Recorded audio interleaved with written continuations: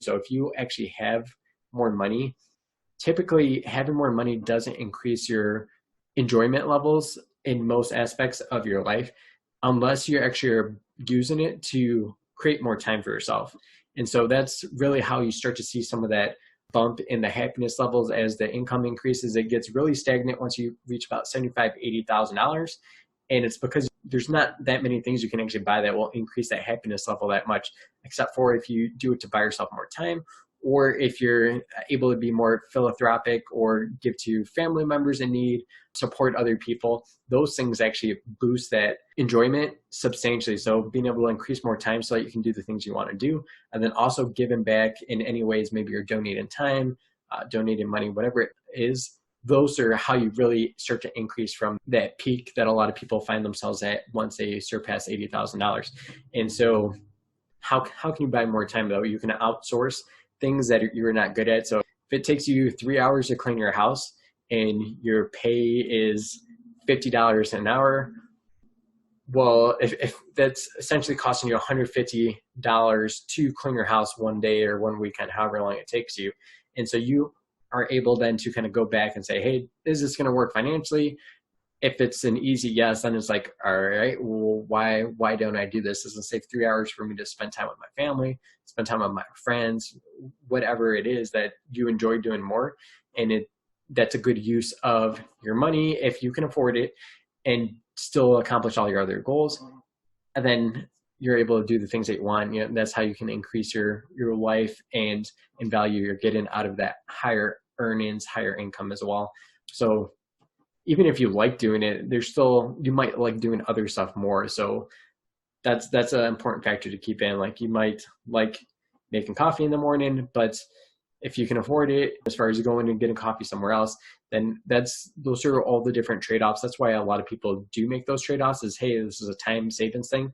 Sometimes they can afford it, sometimes they can't.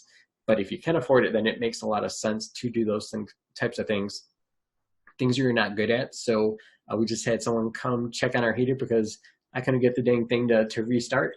And so it wasn't for lack of trying or watching a couple of YouTube videos either. There was probably something a little bit more advanced. We had the guy come out, and so clearly I'm not good at that.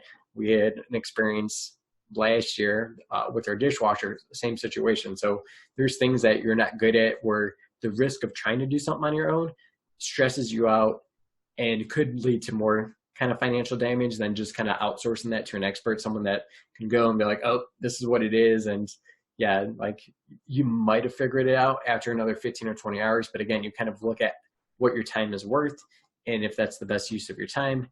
And then also the risk of trying to implement those things on your own, not being an expert. So outsourcing things to an expert that can create more satisfaction, more value for your life if you can afford those types of things. And then people are better at stuff than you. So again, this kind of goes back to that time aspect. If you enjoy doing something, maybe you're like, oh yeah, I'll do it. But if it's going to take you like 5 times as long, you have to think about your time again as being valuable. And is it worth you spending 5 hours or just having someone come in and because they're an expert, they do this stuff all the time. It's going to take them 1 hour. Yes, it's going to cost money because you're paying someone for a service. But again, that's just another way to kind of outsource these things, save yourself time that we know is super valuable and beneficial for you to be maximizing. And again, all these things kind of boil down to if you can afford them. Then if you can, then it's a no-brainer. If you can't, well, are there other ways that you can find ways to get this type of value, saving your time?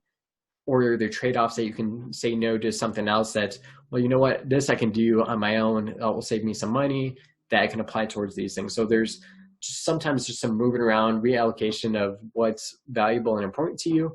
And it's good to have that kind of checkup.